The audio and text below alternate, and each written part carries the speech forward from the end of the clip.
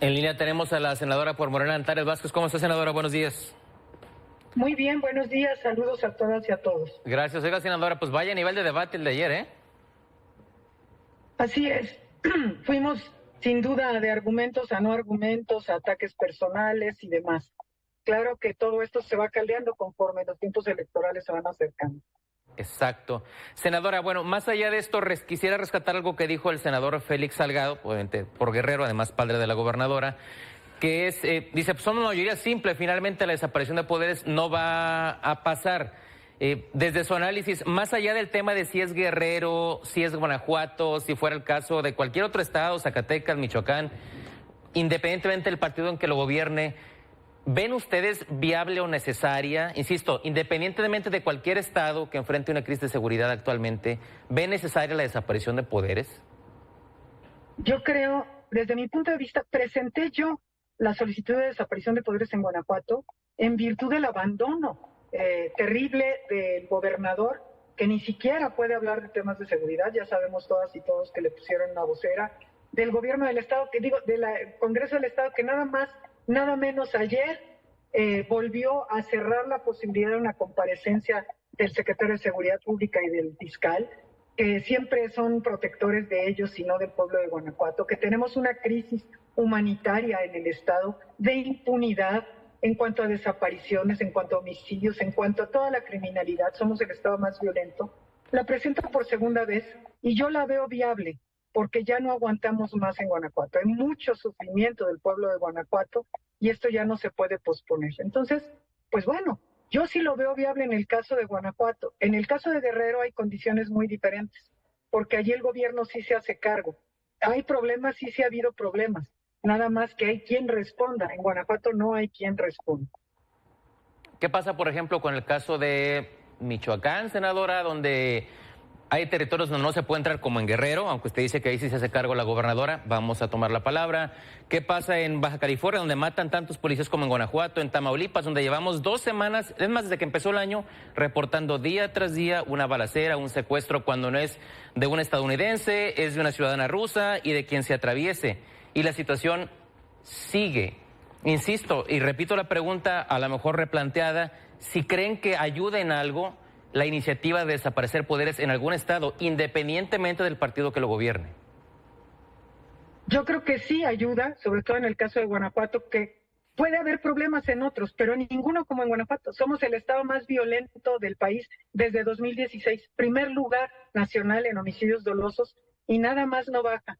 Tenemos apoyo del gobierno federal y el gobernador no quiere coordinarse. No hay coordinación federal, estatal, porque el gobernador no quiere. Defiende hasta las lágrimas al fiscal y al secretario de Seguridad Pública. Ya ha sido tan grave la crisis que hasta su candidata a gobernadora tuvo que salir a decir que sí se irían Samarripa y Cabeza de Vaca. No es la misma condición. Ayuda en un estado en donde nada más ha ayudado. Ninguna otra cosa nos ha ayudado. En los otros estados hay esperanza. En Guanajuato no tenemos esperanza hasta que se vaya el PAN. Dígame un ejemplo de un estado donde haya funcionado la desaparición de poderes en la historia de México. No, lo que pasa es que no hay muchos precedentes. Sin embargo, hay urgencia de la atención que no se está recibiendo en Guanajuato. Es decir, en este momento no ha habido respuesta. Estamos a casi 6 años de que empezó el gobierno de Diego Sinue Rodríguez Vallejo y el Congreso. Muchos fueron reelectos, la mayoría aplastante panista, y no hemos visto cambios en el estado de Guanajuato. Entonces, por eso es tan importante proceder para buscar una alternativa viable para el pueblo de Guanajuato. ¿En cuál estado sí se han visto cambios, senadora, con el cambio de poderes en cuanto a seguridad? No hay precedentes, porque no tenemos precedentes recientes y menos en la crisis humanitaria que hoy tenemos en Guanajuato.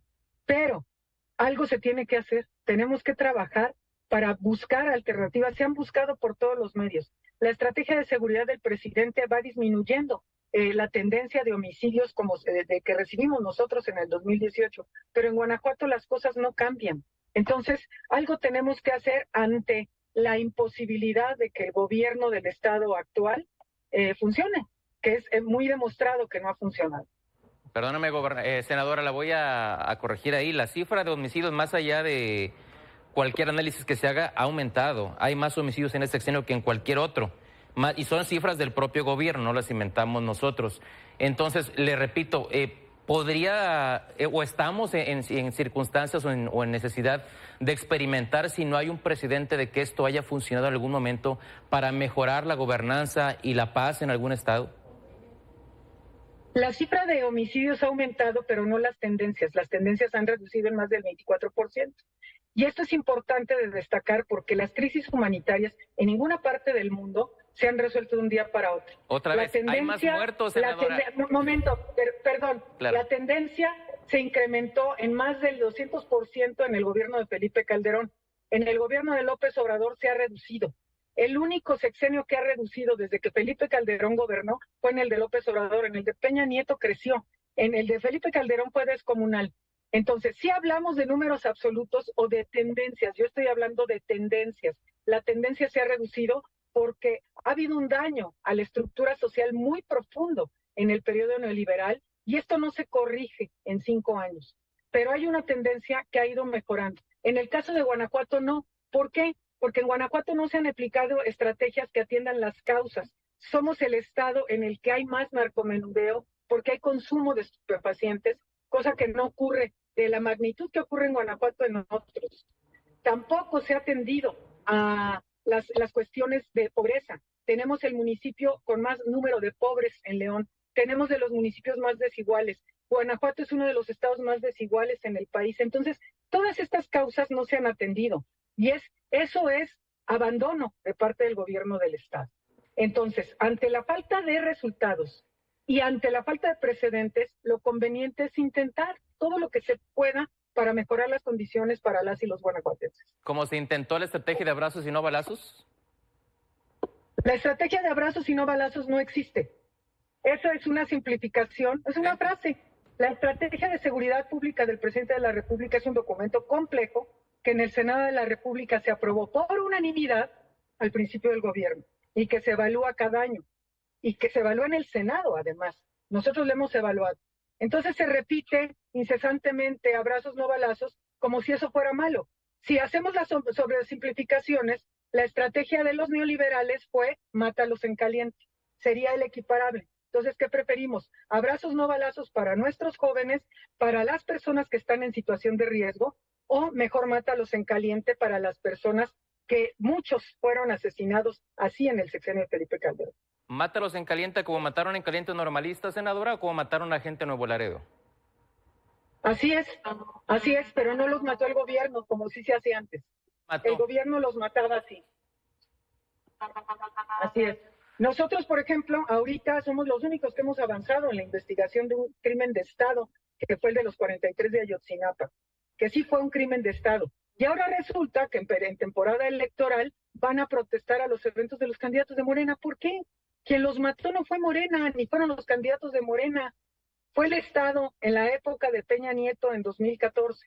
Entonces, son temas que recurrentemente se están utilizando con fines electorales y es importante que la gente los distinga, porque no es así como sucede.